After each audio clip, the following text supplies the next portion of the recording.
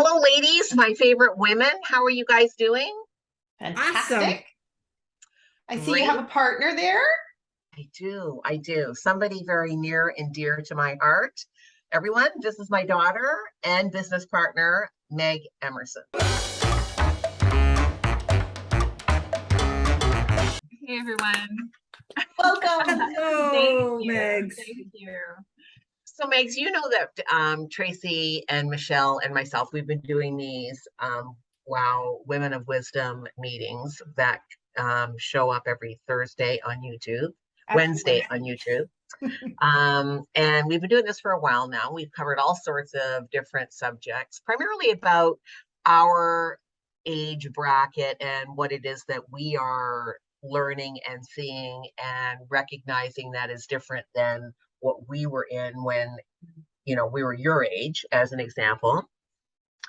So today we've got a couple of questions that we want to ask you. Yeah, go ahead. So the first question is, do you appreciate your parents? The correct answer would be yes. Do you appreciate your parents more now that you are a parent? Yeah, absolutely I do. Especially around, what you did, going back to work so early and finding childcare and, creating and making those choices for yourself and for us as a family. Before you have a kid, you just don't really understand the gravity of it and really what it means. And, I'm a year in and still not fully back to work. And I can't imagine having, gotten childcare and things like that. I think you said it was 5 months or 6 months for that for me. Yeah. And so I really respect and really appreciate the decision that you made for yourself, but also what that meant ultimately for our family. It's something that I don't know. Well, I mean, I haven't done it, so I obviously am not capable of doing it yet. But there's a lot of little nuanced things and big things that come up almost daily where I'm like, oh yeah, this is really, really interesting. I can't believe mom did this, without your mom around, as an example. And you had your mother-in-law, dad's mom around, but you were also caring for her at that time too. So there was so much on your plate that I feel quite privileged to be in a spot where my husband's working and doing really great at his job. And so I've been granted this time to be with my kiddo. And I don't have a lot on my plate, but it's still so much and it's still so hard. The first year is so challenging in so many different ways. And to be doing all of that and going back to work and caring for, your mother-in-law, it's a lot. So yeah, there's tons of corners and aspects and daily reminders that come up where I'm just like, wow, this is amazing that mom and dad did this, without the kind of support that I have from you guys today. Wow, thank you. So, Good Megs, answer. I have a question. It might sound odd, but what really surprised you the most about trying to balancing everything with your little one around? After you saw what your mom's been through and you saw what your mom, the household you grew up in, what still surprised you about the whole balancing act? The transitioning from a businesswoman to a mom to I don't know when I can go back to be that businesswoman in the capacity that I want. Yeah, there was a lot of stuff that came up that was really surprising with balance. I think for a long time I was trying to force a work-life balance that I just wasn't capable of doing. And there was a lot of resistance in my work. There was a lot of staleness in what I was trying to produce and content that I was trying to come up with and create. It just was not flowing at all. And so that was creating a lot of frustration and a lot of agitation for me, which then obviously spilled out into everything else that I was doing, my time with my son, all these other things. And I really had to learn fairly quickly that I needed to scale back on what I was trying to do in the work department. And really listen to the ebbs and flows and trust. That's the biggest lesson I've gotten out of this first year, is learning how to really trust that when the time's right, that it will flow, it will be right, it will come together. and it will be okay. Because I think as entrepreneurs, we're, not even as entrepreneurs, I think just as a society, we have this belief that our time equals our money. And so if we're not utilizing our time or capitalizing on our time, we're losing out on potential income. And of course, it's not true. That's a really dated way to approach our money and our work and everything else. But there's still a lot of like little hooks that are in me about those types of beliefs that will surface and come up every once in a while. And I just have to check myself and go, okay, I recognize where this is coming from. It's not true. And here's a belief I'm choosing to believe instead. And that's been really helpful. But there's been a lot of challenge with the balance. I mean, I said to you, I'd be back in like 3 months. I was like, yeah, 3 months old, no problem. We'll be fine. I'll be coming back at that point. And of course, you just, as a first-time parent, you just have no idea what the gravity of having a baby is like. And for some people, 3 months may be totally possible, and that's great. Other people, 6 months, awesome. Me, I'm over a year now and, not fully back. And every baby is so different. And, you just have to really be grounded in yourself. And again, grounded in like the trust that you have for the experience you're in, I think is the biggest thing that I've taken away. Cool. Do you think your generation is different than the three of us? Oh yeah, absolutely. Thank Absolutely. God. Yeah. You guys are getting it. Yeah, I mean, there's definitely that side of things. But even like speaking again, like keeping it in the arena of like parenthood and entrepreneur, the social media, which is obviously a fantastic tool, is also a real pit of despair if you're not careful and cautious of the way in which you approach your relationship to it. And so it's been really challenging as a first-time mom not to get sort of sucked down that, well, why isn't my kid sleeping like that, or my kid doesn't eat those things, or it's so easy. And I think it was easy in your generation as well, but it's just more in our face now, and it's harder to consciously ignore when you're tired, when you're hungry, when you're when your brain's just not working at high capacity. It's easy to get lost in the scrolling once your kid's down to bed, and then that compare and despair comes up and you're just like stuck in it, right? And so it's really important just to monitor that relationship that you have. And I mean, I think, and then there's like obviously all the other cultural, societal things that are happening as well between our generations, which is really important.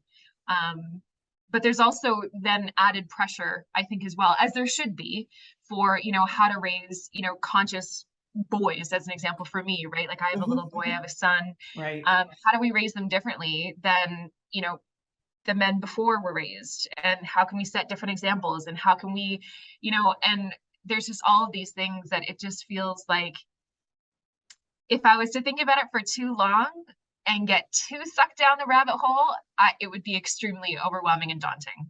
So you just have to take it sort of bit by bit, day by day, and just do the best you can with what you got. And So I'm our- also sure. Oh, sorry. Sorry, go ahead, Tracy. I was just gonna say, in our generation, the big thing for women was you can do it all. You can do it all. You can do it all. So what's your generation mantra, or is there something where you go, not that I can't do it all, but I don't want to do it all, or I want to do it all in certain phases, or is there, there's lots of time, just shut up and let me do me?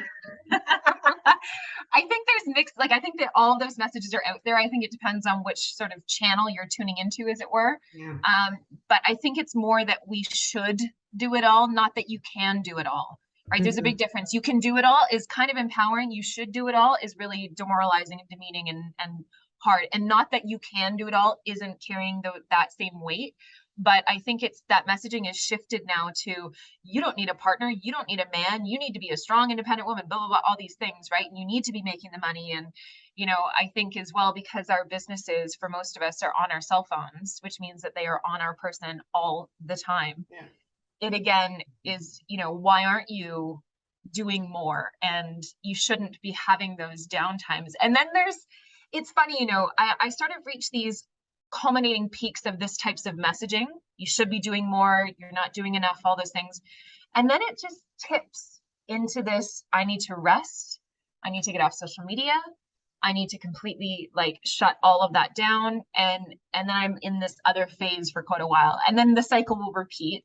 And I think the more tired I am, or the more hungry I am, or all those things, then, you know, the bigger perpetuating messages of you're not doing enough or you should be doing more is stronger than it's important to rest and take care of yourself. And I think one of the other messages that a lot of my generation is really struggling to understand is what self-care actually means, because we hear a lot about self-care. It's super buzzy. It's like, you know, everybody's talking about it. It's $1 billion industry, which is fantastic, but it's not rooted in what self-care, what I believe self-care to actually be, which is doing your therapy, digging in and clearing out, you know, your history and your old wounds and the things that you're carrying, your capital T trauma, your small t trauma, like that self-care, doing the work, the internal work is what self-care is. And I think we get hung up on the capitalized expression of what self-care is in the form of, you know, I feel like I'm off on a tangent here, but it's this is good. Yeah. And you know, we get hung up on that sort of capitalized expression of what self-care is in the form of material things, and External. external, and they might be great, but that's not the meat of what self-care is. Well, you don't have to do the work. External, I can just sit there. Right. You're asking me to do work. Yeah. And Megs, you bring up an excellent point. We were just hitting on that before you walked in to see your mom, when we were talking about some future episodes of talking about self-care. And I think the same as you do, people get hooked up on, I'm going to self-care, I'm going to get my nails done, I'm going to self-care, I'm going to have lunch.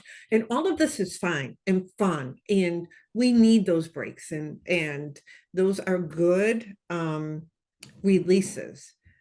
However, it's masking the self-care that you might need. I want women to practice self-care that makes them uncomfortable. Because when you do that, then you start to grow. And you brought that up when you said therapy and going after your traumas with the capital T and the small t. It was like you sang to my heart. Because I believe that as women, we do try to do it all. And you, with a society of, and it's not just you, I think Tracy and I have also at times felt that as in our new season of life, as we're trying to grow our businesses or do our business or change our business or try something new. We were trying to do it all to the point where I'm the same as you, Megs. I've gotten off social media. I have walked away from my business for a week. I have like, hold on, I can't do it all. Yeah. And I think it's really interesting when we reach those points, and that can be a form of self-care. I think, you know, walking away from our business or taking a break from social media, if we're approaching it in the right mindset. And what I mean by that is if we're waiting until we're burnt out and we can't do it, taking a break at that point is not self-care. It's recognizing all the red flags that happen before the burnout kicks in and takes us over. And so intentionality is like everything. When we look at self-care, we look at anything that we do. Why are you doing it? Are you getting your nails done so you can Instagram about it? Or are you getting your nails done so you can have a break, get off your phone and just sit quietly for, 45 minutes and have a new conversation with somebody different, and so it's really important to understand why you do what you do and the decisions that you make, and not necessarily all the time. I think that can be exhausting as well, but certainly for the big things, it can be really important to, especially as a mom, as an entrepreneur, if you're going to take a break, make sure that you know why you're taking a break and that you actually take a break. Yeah. Do you think that your generation is experiencing that need to do it all? I know certainly for the three of us, putting ourselves back into your age group, that was very much the mantra. And it was also like a badge of honor that you were reaching for. That was like the goal. I can do it all. I don't need any help. I don't need anybody to support me. I've got everything covered and I got it on lockdown. Does that pervade into your generation still? I feel like you guys did a lot of the heavy lifting and heavy work for my generation, people my generation, because you've gotten us to a point of a certain semblance of independence, an empowerment and understanding that we can do it all. But now we're sort of reaching that glass ceiling and going, you know what, this is still bullshit. I hope I can swear on here, by the way. Yeah. And we, you know, you don't have to do it all, and it doesn't have to look a particular way. And I mean, if you look at social structures, a lot of things are crumbling and breaking away, and things that used to work just aren't working anymore, and systems are degrading and needing to be rebuilt. And I think because of what your generation did in terms of empowerment and realizing and like really digging into the workforce and digging into the strength and the courage that women have, now we're able to take that and apply it in a different way. You know, people like myself have mothers who have shown them that they can do it all, that they can be a fantastic mom and a phenomenal, powerful woman at work. And you know, I've grown up with that strength, so I've sort of absorbed it over, you know, my entire lifetime. But now it's about, I think, how can we use this in just a different way, in a way that's going to be more beneficial for the way that society is changing and shifting and, you know, falling apart, and we need to rebuild it. So instead of proving the point that you can do it all, creating what that actually means in a more empowering way for women of your generation. Yeah, it's sort of, you know, the action was taken in your generation, and now it's like, okay, now we need to actually direct it somewhere. Yeah. Not that it wasn't before, but it's just More focus, more clarity. yeah, exactly. Yeah. Because I really feel that for the three of us, our do it all was really more just the ability to say, yeah, I can do it all. Like I've reached that pinnacle. I can do it all. Now, can somebody just let me sit down for a bit? Because I just want to sit. Or create the opportunity to do it all. And I think that was part of our fight too. And our, you know, our parents was like, you know, we're women, we've got brains, let's use them. Yeah. I think a lot of, you know, a big component of that fight's not over in terms of, you know, equal opportunity. We still see like big segregations in pay and everything else. And so there's still tons of work that needs to be done there. But it's improving. And I think every generation has the opportunity to continue to improve it. And even, you know, not the generation directly under me, but the younger ones, you know, you see them starting to just, you know, really be mindful about the environment, be more present with, you know, what needs to happen to take care of society and community and those types of things. I think that's really beautiful. It's almost like they're bringing us back around. So yeah, they're bringing us back to community instead of all about myself, where we've lived that for a while, where we always put ourselves first, which we should to a point. But yeah, I love that. And I think I like to also see how some of the roles are changing. Like for you, Megs, it works in your family for you to be home and your husband to be the one out with the position. But I also like how society has changed that some, that it is a comfort for a dad or the male figure, if it's just a partner, to be staying home and doing the exact same thing as in our generation of raising that child with the same nurturing and love, and the woman out bringing in, or the other partner bringing in the income. Like it's still, there is no gender-based, this is how it has to be. Where when we were growing up, there was that gender base of, if a man stayed home, that was like, that was unbelievable, like, you know. And even the generation before us, you know, of my mom was like your mom was, but my mom was a trailblazer because she always went to work. She wasn't a stay-at-home mom. I never came home to, you know, cookies and milk and all of that. But I know a bunch of my friends that did, you know, but my mom was always out working. So I think also watching some of it being more of a unity in raising the family, instead of that's your job and that's your job. Mhm. Yeah, absolutely. We have a lot of that where it just flows, you know, it's just about Mhm. operating and showing up as a team rather than, like you say, in particular roles. And I think you said something really beautiful about, you know, that there was like really deeply rooted roles that you took on and that, you know, that generation was a part of. And I think that the fact that you would do that, right? Have a kid, raise a kid, but then go and get a job after that, you know, like even Nana did that. I know that she, you know, did that. And I think that there's a tremendous amount of courage and determination and will that your generation has. And even the women like, you know, my grandma, that I don't want to sound cynical, but I'd love to see more of in my generation and below. It there's a bit of a air of not everyone and not all the time, but a little bit of, you know, sort of that the work's done. I can kind of sit back and relax and, Mhm.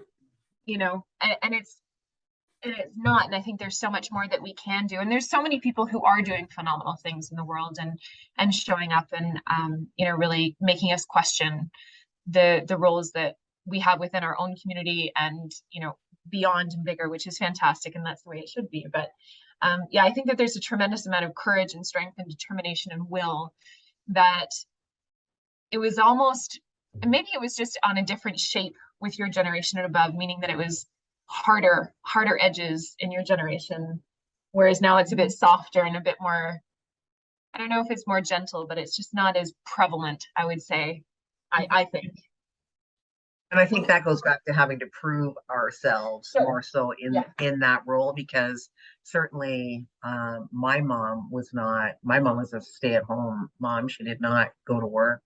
There was definitive roles, you know, like the June Cleaver, the Leave It to Beaver family, right? That was the role that everybody played.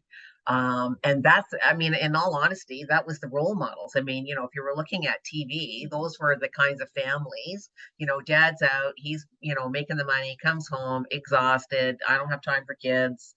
Where's my dinner? And it was that, those were the roles, right? Like that. I mean, I'm not saying that's what all families did or do, but that was very much a generational thing that we grew up with, that I saw on TV and whatever. So, yeah, I mean, for us to turn around and say, we're going to do this differently, you're right. I think it takes a lot of courage to do But if that. you grew up in my household, divorced mom, you know, like we grew up where that was, you know, judged upon a lot. She went and got a job in a man's industry, all of that stuff. And I think the difference nowadays, she only saw what she saw. My role model was what I saw, but you guys now have with social media this connection with other people that allows you to see other opportunities, other ways of looking at things. And either you can use that for the good, or you can, you know, just say, I'm not going to listen to it. But hopefully you get those connections and you see these opportunities. Yeah. Absolutely. So Megs, we spend a lot talking. I have a question. If you were to send a message to other women out there, either pregnant All or of them. just all of them, what would you encourage them? What would be the message that you, for now that you've been a parent for over a year, struggling about what we talked about, what is words of encouragement, or what would you tell them when they're struggling or when they're thinking of something? There's a couple things that immediately come to mind. The first one is to trust your intuition, which is not always easy if we are someone who lives with anxiety or depression or any of those things that can really fog our clarity.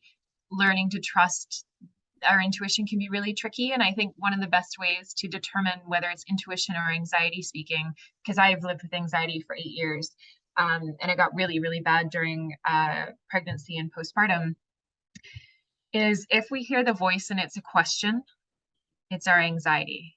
If we hear the voice and it's certain, it's our intuition. and learning how to discern the two, and really trusting when that voice comes in that's like certain and grounded and anchored, that you can trust that one and rely on that voice, is really has really helped to shape my relationship with myself, with my son, sort of refine my relationship with my husband even. And so that's a big one, trusting your intuition. And it's oversaid, but knowing that you're not alone, but then not stopping there. Like, knowing that you're not alone if you're struggling is one thing, but doing your very best to reach out and find someone who you can connect with in a professional way, or as a friend or a mentor or whatever, so that you can unburden yourself and the weight that you're carrying. Not even necessarily you have to talk about it, but just knowing visually you can see that someone else is struggling. You've got sort of connections in that way, can be profoundly, it can just be profound, and it really helps to shift the energy of where you might be, where you are. And it's sometimes not helpful to hear, oh, well, you're not alone. It's like, well, I feel alone, Mhm. right? But you're really not. And it takes a tremendous amount of courage to reach out and to make that first connection with someone, be it another mom friend or a therapist who you've never talked to or whatever. That first initial, like, I'm opening the door to reach out for help, is so scary and so hard, but every step you take after that is so much easier, and it just continues to get better. Not necessarily in like the classic way that your brain goes, oh, it's better, but it just gets easier and lighter and more spacious the more that you do it, and the more that you practice doing it, because you're building your confidence when you do that. So yeah, I think those are the messages, the love, the support that I would like to share with folks. That was fantastic. Yeah. I am honored that you opened up and shared the way you shared with Yeah. us. I really appreciate it. Do you have any questions for your mom, myself, or Tracy? I do, actually. And it's about what we've been talking about, but it's kind of in another direction as well, around because I think we've been seeing this more and more. That there's a recent series on Netflix that have just come out about this, and it's starting to become really like a hot topic within the communities that I'm in, and the friends that I have, and seems to be coming up a lot, which is finances. And I guess you're never intentionally taught how to love and keep your money. I mean, I was never even taught, like in school, you're not taught how to do your taxes. You're not taught how to how to actually do anything with your money, other than money is good and you want more of it, right? That's just kind of the message we receive. And so I'd love to know, like, what are your, and I want to hear from each of you, what is, like, is there a bit of like financial wisdom or something you wish you knew at my age, being 30 something? I'll just leave it there. That you know now, that you wish that you knew, back in your 30s. Well, I was always told to put money aside, which I did, but no one said learn how to invest it properly. And I teach my kids, they're in their early 20s. I said, you put all this time into social media, whatever you're doing, take an hour a day, take an hour a week, and learn how to invest your money.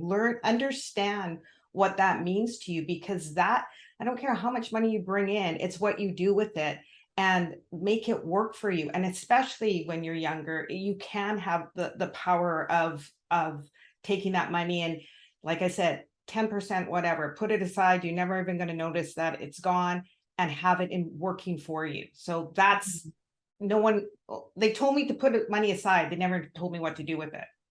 Yeah, that's a really good one. We just are figuring that out for ourselves, my husband and I, because again, it's like, oh, put it in your savings account, but then it's not doing anything. So yeah, that's and really you have the time now in your early, before you're with children, Yeah. You have a lot of time, though you don't think you have a lot of time. You have a lot of time. You have time, and you're investing in yourself by understanding how to do your finances. You're setting yourself up for life. I just think it's so important, and I don't understand why it's not being taught in schools. I just don't understand that. And I want to add to that, it doesn't matter the amount either, because a No. lot of times when we hear investing, it's like, oh, I need like big sums of money to be able to, buy stocks or to buy a house or to do whatever that is. There's a lot you can do with a very, very small amount. It's the small things that end up being the big dividends at, 20 years from now. And the that's, consistency. yes, yeah. And I think that feels like another really big difference in generations between your generation and mine. Now it is astronomically expensive to get a loan, get a mortgage, get a house. Like, all those things feel almost impossible if you're not already in that door. And so I think, there's a lot of sort of, oh, well, let's just not think about it, not worry about it, not sort of invest it, because there's almost like a pointlessness to it because of the way that the world is right now. And so I think it's really nice to hear, just take a little bit and invest it and work, make it work for you. Sorry, and I just want to add to that, because I don't believe that you should hold it all till the end and then take your big trip after you retire and stuff like that. And I think I came out of a generation where that's what you did, is you held on to it and you didn't spend it. I think you should spend your money on things that make you feel good and all that stuff. I think, again, it's that balance. I can feel good about spending my money because I know I've got some aside working for me. And so there's no guilt attached to the money, and I can, still enjoy life without waiting for it at the end. I love that. Michelle? Mine's a little bit different. Of course, the three of us are so different somehow. Unfortunately, I did not have a good relationship with money. So mine is more on the mindset of money. I don't think I was ever taught to understand money. So my parents were the ones that squirreled away their money. I can still see my mother taking her $5 bills and putting them in a jewelry box. And she used to get silver dollars, and that went into this other bank. But they also did very well for themselves in investing and doing different things. Never taught my brother and I an ounce of it. But I also ended up not having, because of different traumas, not having a good relationship with money. So I had a wrong mindset about money. So I don't think people understand, even at any age, how you have a relationship with money, the energy of money, the wants versus needs, the budgeting versus a credit card, like all of that. I believe totally investing. I believe in not hoarding money and waiting till you retire. And then I still remember my stepfather saying, I'm keeping this house because I want to leave you with this amount of money. No, spend it, but have the right mindset. Like, understand if you don't have money at the end of the week, why you don't have money at the end of the week. Like, having an honest conversation of what your wants and your needs are. I went to a networking luncheon, sat next to a financial advisor, and we're in conversation now about possibly me coming in and teaching their clients about mindset, because they can't get them to understand the wants and the needs. They won't invest in their 40s and 50s because they want it now. Don't worry about my retirement. So I think there's a mindset also. So we're not taught the basics, but we're not taught the relationship and the mindset to have with money.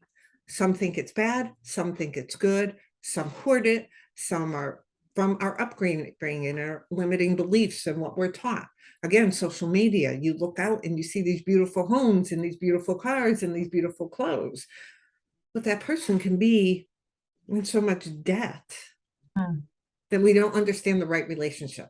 So that's Mine is more on the mindset and the relationship you have with money.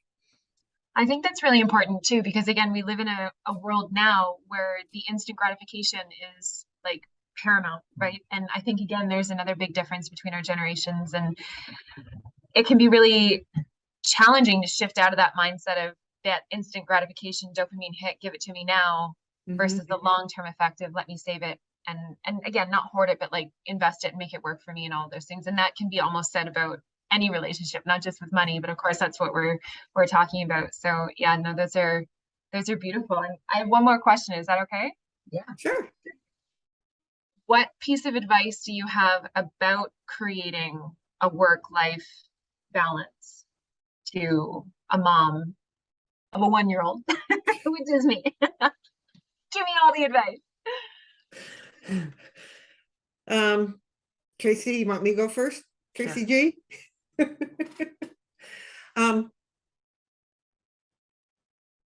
You can't pour from an empty cup.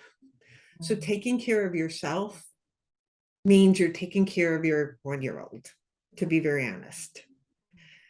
The second piece of advice is communication. And it sounds like you have communication with your partner, your husband, but still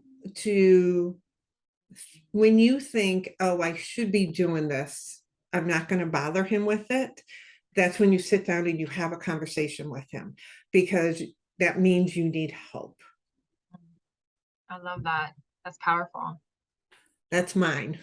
A good one. Mine is those moments you never get them again. So be very careful of how you spend your time, because you never get that moment again, whatever that moment is, and whatever that connection is with your son and what's important, but you never get those moments again. So I always look at that. And I because I had children a little later, I really cherished, like I had that always in my mind, not just that, that's it. Once they moved on. I have to take a second with that one, Tracy, because you just sparked something with me. There was a podcast, I cannot remember for the life of me right now, but this woman, every time her children wanted to play, she was dressed up in a gown, having to go to a public event, and they wanted to play. And she said, you know what I realized? I sat down and played with them, because the most time and most of their attention span was 15 minutes. Right. Yeah. It was 15 minutes. Yeah. And then she got up in her gown and went to her event. Yeah. She was 15 minutes late, but her children remembered that she sat and played. Yeah. That's beautiful. And don't let them manipulate you. No.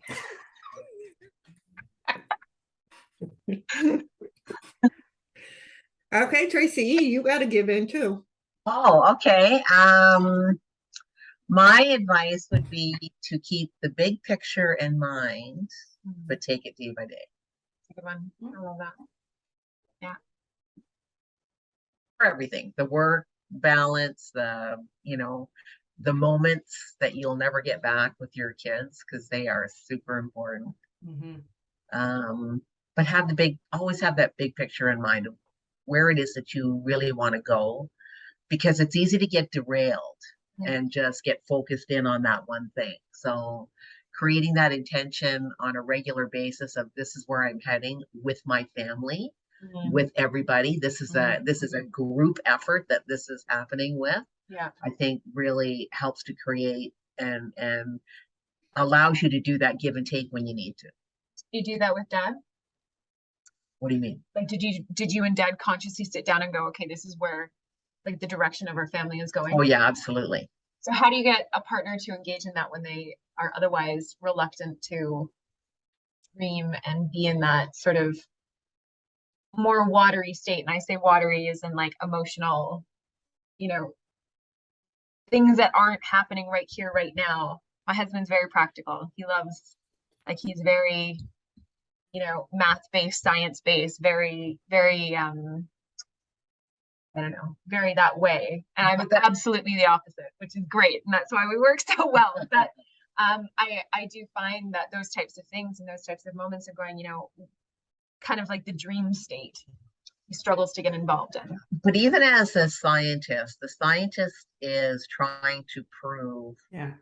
an experiment. They're trying to prove an end result, and they are going about their lab work in the creation of that. So it's a, maybe coming from that point of conversation to say, what is that end result? Do you want another home? Do you want, like, what is it that you know, if you could just create the experiment and then let's figure out the lab work to get there. I love that. That's a really nice way of thinking of it. Mm, And that's what I was going to say, is speak the same language. So Yep. if it's a little bit more analytical, it's a little Yeah. bit more analytical. Yeah, exactly. Yeah. That's so important, because then there isn't this dynamic of someone coming up with what's going on in their head and you're coming up with what's going on in your head. You're both on the same page, right? And that goes back to, I can't remember who said it, but you know, communication is just so important. Absolutely. Amazing. Well, thank you. Well, Thank Megs, you. thank you. Yeah. Thank you so much for joining us. Yes. Anytime. Hopefully you'll come back. Yeah. Yeah, would love to. Anytime. Anytime. Yeah, I absolutely love this. I thought it was amazing. I loved your Aw. perspective. It's really great. Oh, thank you so much. Yeah, it's I always love this kind of thing, and I'm always an open book. So anytime, and thank you so much for having me. Thank you. Thanks for watching, and we hope to see you as a regular member of our community.